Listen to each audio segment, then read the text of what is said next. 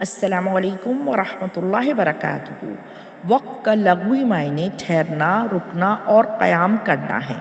علم تجوید میں قرآن مجید پڑھنے میں کلمے کے آخری حرف پہ آواز اور سانس کو روک کے ٹھہرنا، اور اگر وہ آخری حرف متحرک ہے تو اس کو ساکن کرنا وقف کہلاتا ہے۔ وقف تین طرح سے کیا جاتا ہے: کیفیت کے اعتبار سے، محل کے اعتبار سے، قاری کے اعتبار سے۔ وقف کی اقسام کیفیت کے اعتبار سے ہم پڑھ چکے ہیں، جسے کیفیت وقف بھی کہتے ہیں۔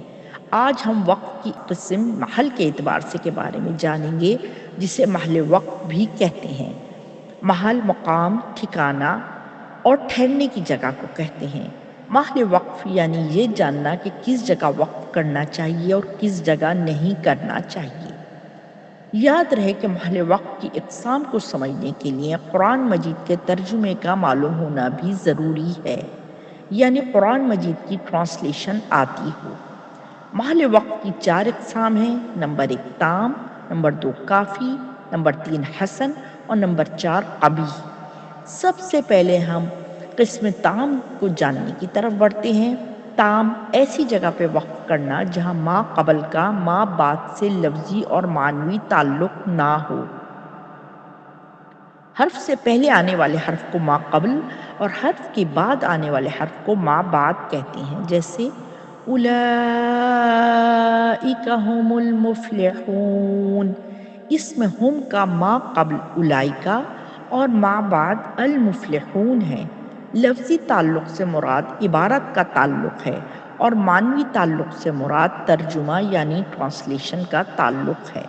تو وقف تام ایسے وقف کہتے ہیں جو ایسی جگہ پر کیا جائے جہاں ما قبل یعنی پہلے آنے والے کلمے کا ما بعد یعنی بعد میں آنے والے کلمے سے کوئی بھی لفظی تعلق نہ ہو، یعنی وہ عبارت کے لحاظ سے آپس میں کوئی تعلق نہ رکھتے ہوں اور نہ ہی ان میں معنوی تعلق ہو، یعنی ترجمے کے لحاظ سے بھی ان کے موضوع کا آپس میں کوئی تعلق نہ ہو۔ آپ کو سمجھانے کے لیے ایک مثال بیان کی جا رہی ہے۔ سورہ بقرہ کی آیت نمبر 5 اور 6 آپ کے سامنے لکھی گئی ہے۔ اس آیت نمبر 5 اور آیت نمبر 6 کا آپس میں کوئی لفظی تعلق نہیں ہے، یعنی دونوں الگ الگ عبارات یعنی جملے ہیں، اور نہ ہی ان کا آپس میں کوئی موضوع کے لحاظ سے یعنی ٹاپک وائز کوئی تعلق ہے، کیونکہ ترجمہ پڑھ کر دیکھیں۔ پہلے جملے میں اہل ایمان کی بات ہو رہی ہے اور دوسرے جملے میں کفار کی، اس لیے یہاں محل وقف کرتے ہوئے حکم یہ لاگو ہوگا کہ ما بعد سے ابتدا کریں گے، یعنی جب ہم آیت نمبر 5 کے کلمے المفلحون پر وقف کریں گے تو اس کے بعد جب ہم ابتدا کریں گے تو ہم آیت نمبر 6 کے کلمے انا سے کریں گے، یعنی ہم ما بعد سے ابتدا کریں گے۔ اولئک علی ھدی من ربہم واولئک ھم المفلحون۔ ان الذین کفروا سواء علیہم اانذرتہم ام لم تنذرہم لا یؤمنون۔ اب ہم محل وقف کی دوسری قسم کافی کی طرف بڑھتے ہیں۔ کافی ایسی جگہ پہ وقف کرنا جہاں ما قبل کا ما بعد سے صرف معنوی تعلق ہو، یعنی ایسی جگہ پہ وقف کرنا جہاں پہلے آنے والے کلمے کا اپنے سے بعد آنے والے کلمے سے تعلق صرف معنوی ہو، یعنی ان کا موضوع ٹاپک یکساں ہو، یعنی ایک جیسا ہو۔ اس بات کو مثال کے ذریعے سمجھتے ہیں۔ سورہ بقرہ کی آیت نمبر 3 اور 4 کو غور سے دیکھیں اور اس کے ترجمے کو سمجھیں۔ ترجمہ: جو لوگ غیب پر ایمان لاتے ہیں اور نماز قائم رکھتے ہیں اور ہمارے دیے ہوئے مال میں سے خرچ کرتے ہیں، اور جو لوگ ایمان لاتے ہیں اس پر جو آپ کی طرف اتارا گیا اور جو آپ سے پہلے اتارا گیا، اور آخرت پہ بھی یقین رکھتے ہیں۔ آیت نمبر 3 اور 4 الگ الگ عبارتیں ہیں، لیکن دونوں آیت کا موضوع اہل ایمان ہے، یعنی موضوع ایک ہی ہے لیکن عبارات دو۔ ایسی صورت میں حکم ہے کہ ما بعد سے ابتدا کریں گے، یعنی جب ہم آیت نمبر 3 پہ وقف کریں گے تو اس کے بعد تلاوت کی ابتدا نمبر 4 سے کریں گے۔ الذین یؤمنون بالغیب ویقیمون الصلاة ومما رزقناہم ينفقون والذین یؤمنون بما انزل الیک وما انزل من قبلک وبالآخرۃ هم یوقنون۔ تیسری قسم حسن ہے۔ حسن ایسی جگہ پہ وقف کرنا جہاں ما قبل کا ما بعد سے لفظی اور معنوی تعلق ہو اور وقف کرنے سے معنی خراب نہ ہوتا ہو، یعنی ایسی جگہ وقف کرنا جہاں پہلے آنے والے کلمے کا بعد میں آنے والے کلمے سے عبارتی تعلق بھی ہو اور ان دونوں کا آپسی موضوع بھی ایک جیسا ہو۔ اگر ہم درمیان عبارت وقف کریں گے تو عبارت کا مفہوم نہ بدلے، یعنی وقف کرنے سے عبارت کا معنی خراب نہ ہو، جیسا کہ سورہ فاتحہ کی آیت نمبر 1 دیکھیں، الحمدللہ رب العالمین، سب تعریف اللہ تعالیٰ کے لیے ہیں جو تمام جہانوں کا پالنے والا ہے۔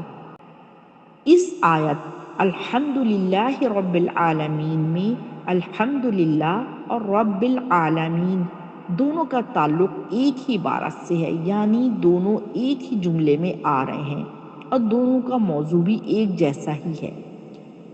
اگر ہم آیت نمبر 1 میں الحمدللہ پہ وقف کریں گے تو یہاں وقف کرنے سے مطلب نہیں بدلے گا، اس لیے یہاں پہ وقف کیا جا سکتا ہے الحمدللہ۔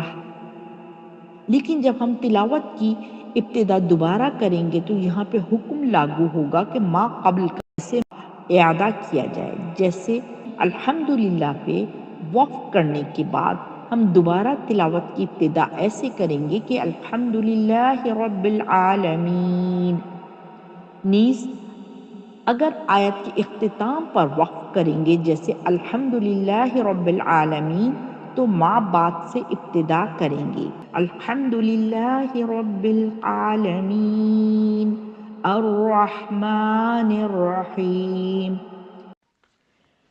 محل وقف کی چوتھی اور آخری قسم قبیح ہے۔ قبیح ایسی جگہ پہ وقف کرنا جہاں ما قبل کا ما بعد سے لفظی اور معنوی تعلق ہو اور وقف کرنے سے معنی بھی خراب ہوتا ہو، یعنی ایسی جگہ وقف کرنا جہاں پہلے آنے والے کلمے کا بعد میں آنے والے کلمے سے عبارت کا تعلق ہو اور دونوں کا آپسی موضوع بھی ایک جیسا ہو۔ اگر ہم درمیان عبارت وقف کریں گے تو عبارت کا مفہوم بدل جائے گا، یعنی وقف کرنے سے معنی خراب ہوں۔ اس بات کو مثال کے ذریعے سمجھتے ہیں۔ سورہ نساء کی آیت نمبر 43 کا پہلا حصہ دیکھیں، یا ایہا الذین آمنوا لا تقربوا الصلاة وانتم سکارى، اے ایمان والو نماز کے قریب بھی نہ جاؤ جب تم نشے میں مست ہو۔